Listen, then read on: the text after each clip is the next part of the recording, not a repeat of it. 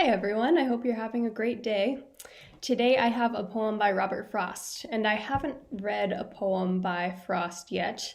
Although he is known as kind of the quintessential nature poet, I've learned over the years, really mostly from my Native American women writers class, that he has some problematic views.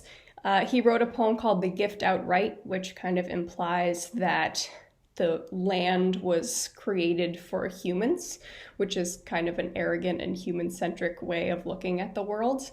But that doesn't take away, maybe it does take away from it a little bit, but he has written some really beautiful poetry. And so the poem I want to read for you today is called Birches. And I first learned about this poem my junior year of high school from my English teacher who inspired me to be an English teacher myself. And it stuck with me throughout that time. And reading through it again, I noticed there is some of that problematic language, like he uses the word conquer to describe the way the boy in the poem is treating the birch tree. But I think that there's some other images in the poem, especially I think the last image, which makes me feel that this poem is much more about the relationship between people and nature than it is about one subduing or conquering the other. But you can decide for yourself. I'll read you the poem.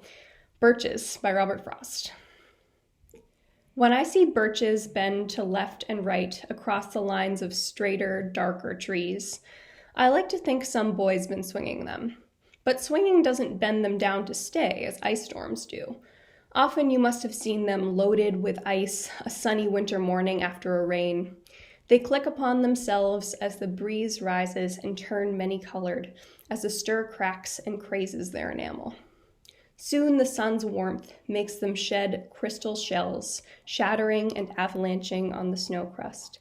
Such heaps of broken glass to sweep away, you'd think the inner dome of heaven had fallen. They are dragged to the withered bracken by the load, and they seem not to break, though once they are bowed so low for long, they never right themselves.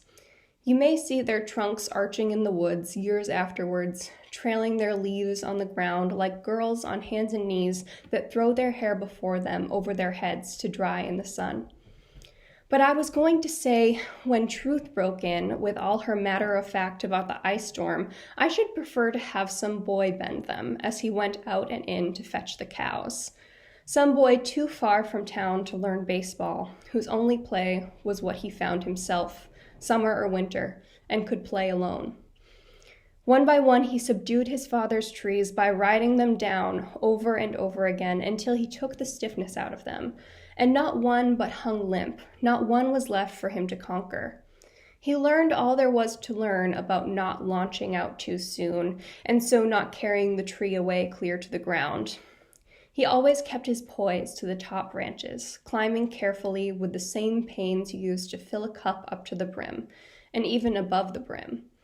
Then he flung outward feet first with a swish, kicking his way down through the air to the ground.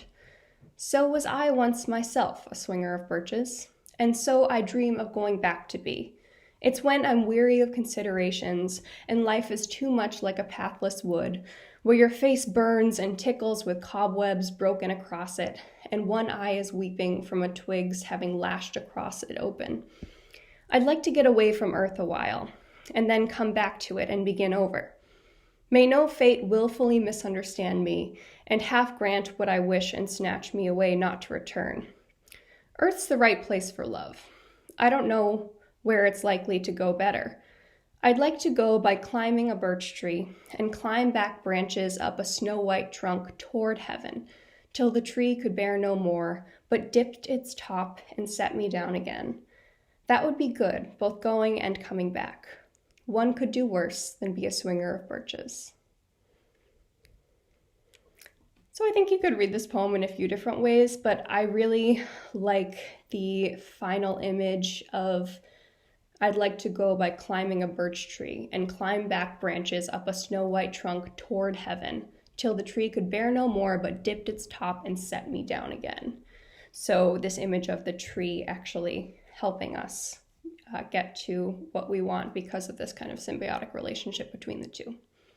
So I hope you enjoyed it, and I hope you have a great day. Thank you.